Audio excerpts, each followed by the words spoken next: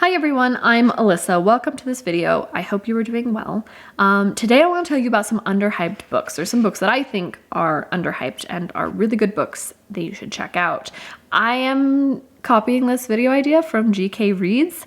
She did a video very recently about underhyped books, and of course, like, other people have done that here on YouTube, but it was her video that inspired me to do this because I think this is a really fun idea.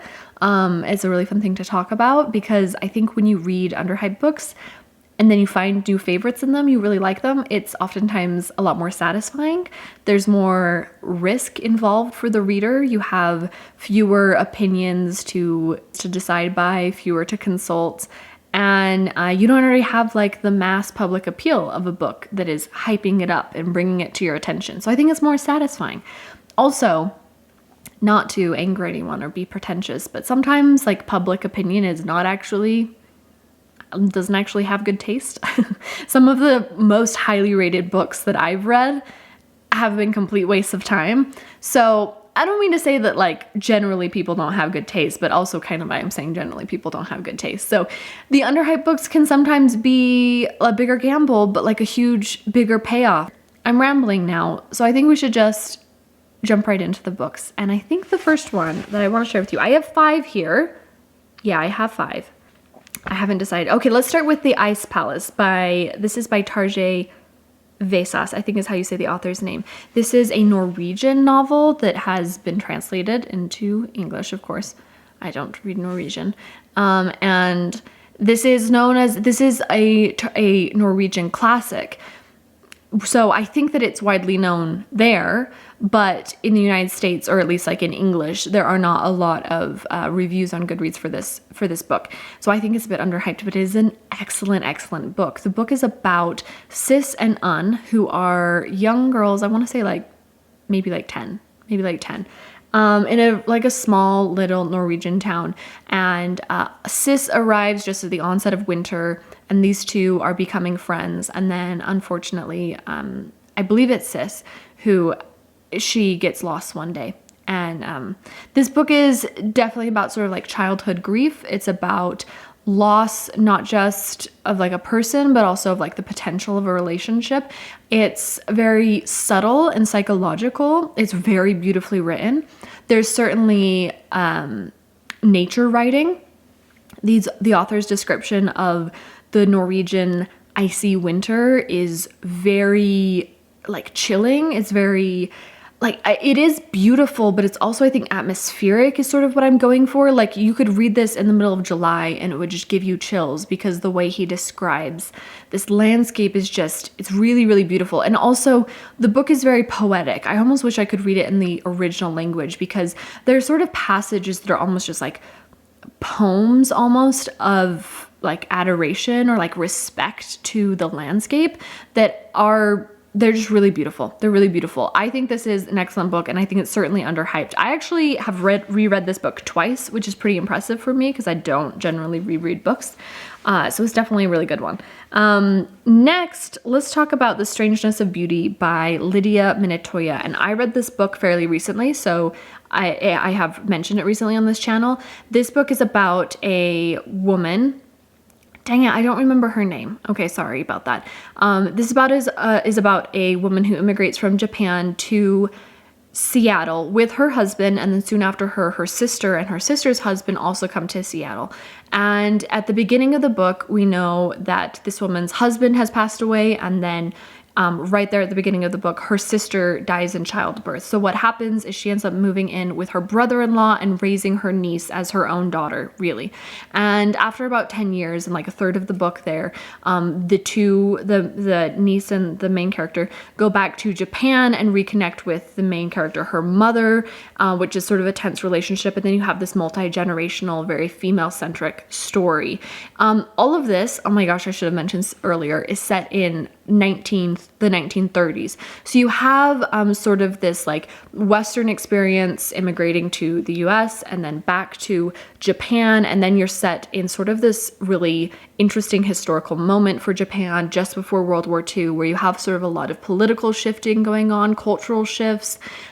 This family, this character are part of a samurai family, which is like a noble family from the past, because at this moment that is no longer like a social structure that technically exists, but they still are sort of like a prestigious family for that reason. So you have like a lot of sort of social changing that is happening in this moment, and you have a character that sort of has some of this Western perspective then in this, historical moment. And the book spans for like 10 years, so you get quite a bit of exploration. And the author is also, or the narrator is also very concerned with sort of self-narration and like the I story, sort of distilling her story out of her life. And it is written sort of like journal entries, or like she's trying to write an autobiography within this fiction. I thought it was really beautifully written, especially, I think, is something I loved about it. I think the author was very articulate. There were a lot of metaphors or moments of just really beautiful description.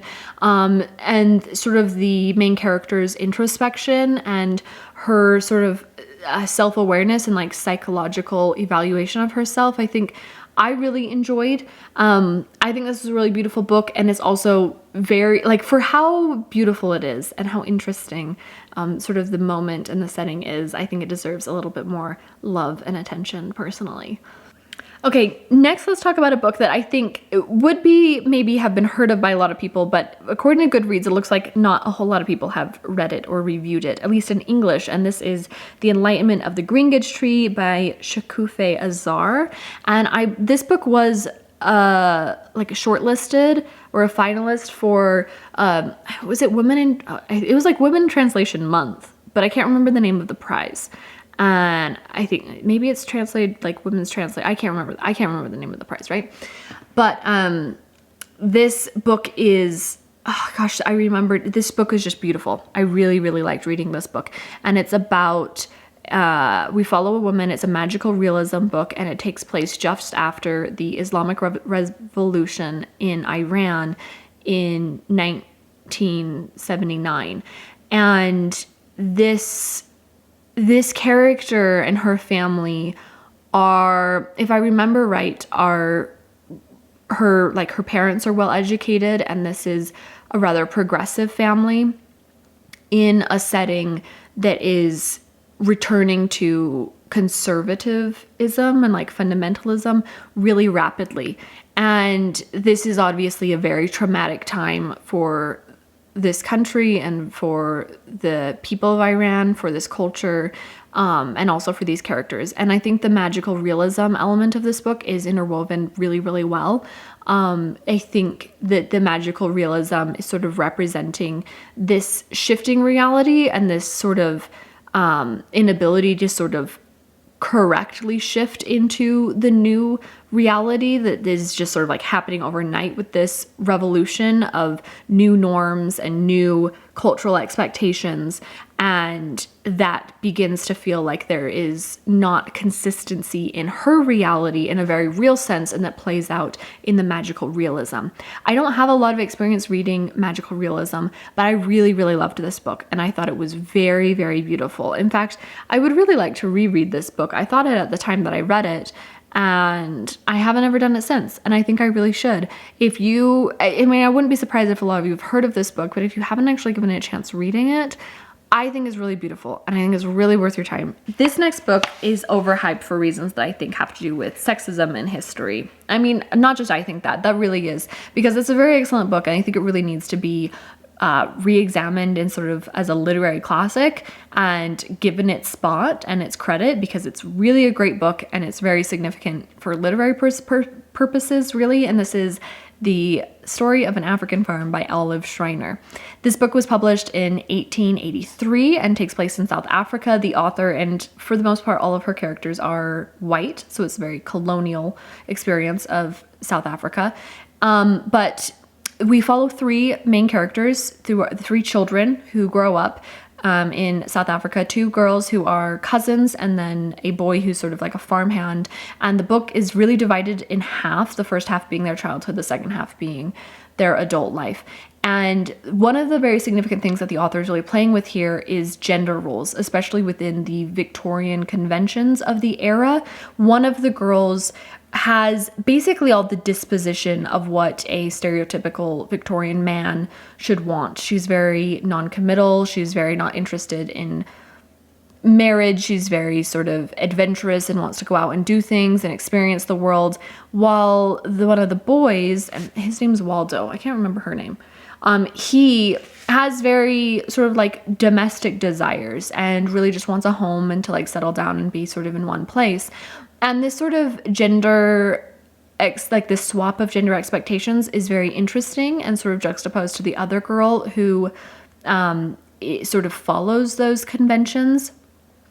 And the author's kind of really playing with the juxtaposition of these two girls, one that is conforming and one that is not. And there's another character, actually, a different boy, who cross-dresses at one point. Like, there's a lot of playing with gender in this book in a way that, remembering when it was written, is very, like, it's very shocking in that context to see the way that she's, like, pushing back on these Victorian gender conventions and how they are really hurtful to these characters, how it really stifles them as individuals. And I think that really is well communicated.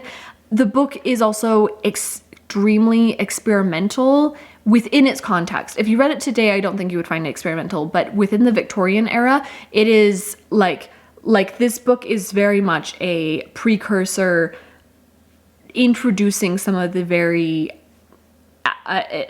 progressive things that modern literature starts to experiment with. It's a really excellent book. It's really significant. I would definitely recommend you give it a go. It's not, I'm not going to say it's like an easy read. I think you might have to give it like a little bit of work, but it really pays off. I think this is an excellent book. It's an excellent book. The last book that I want to share with you is actually a 3-for-1 deal, and this is the Perveen Mistry series. There are 3 books out in this series so far, and I am excited for the rest of them because I really love this series, and I've talked about it before on this channel, so I'll keep it brief. But this is about Perveen Mistry, who is a lawyer, studied in Oxford, and then she returns to her home in Bombay, where she's from, and practices with her dad's law firm. She's the first female lawyer in Bombay, but she's not legally allowed to actually practice law at this time. So like the law doesn't allow that. So she is a solicitor. What I love about this book is that it is both a well-done historical fiction and a mystery. The author has properly committed to and very well executed both of those genres.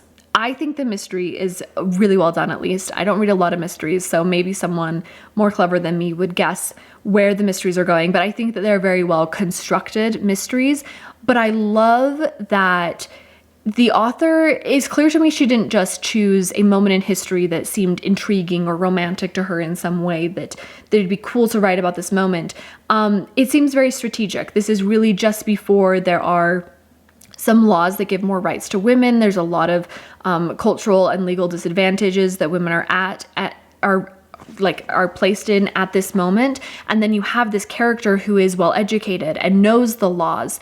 And so she is able to use this character to navigate this world, this setting, this culture in a moment that it gives some really interesting perspective. So for example, usually she is advising or working for clients who are women, in part because they maybe have cultural or religious reasons that they cannot meet with men and are likely also not even literate. So these women are really disadvantaged because they don't really know their legal rights, and no one can properly explain them to them because all of the people who could are men and they're not culturally allowed to be with men. So you have sort of a woman in this liminal space, having and being able to kind of cross these boundaries in a way that I think is really, really interesting. She studied in Britain, and this is a moment where a lot of tension is rising towards the colonial power in this this colonial setting towards Britain, and so I think you have just sort of this character that is placed in this very interesting spot to play with this setting really well, and I think she does a really great job. You know, she doesn't skimp on either end, right? It's a really good mystery, it's a really good historical fiction, and there's also a little bit of a romance that I absolutely love and I'm living for. Don't read it for the romance, because there's not, like, it's very slow. It's very slow and there's only a little bit, but so good. I've already talked too much about this book. I've rambled on already. This book deserves so much more love. It really does. I love this series. The second one is my favorite. The second one's my favorite. It's really good. Anyway, okay, that's it for this video. I think we'll leave it there. Thank you so much for watching. These are my underhyped books, and I want to know what books you think are underhyped, that are really good, that need more love, should get more attention. Recommend them to me down in the comments. I would love to know. And thank you for watching, and I'll see you guys in another video. Bye.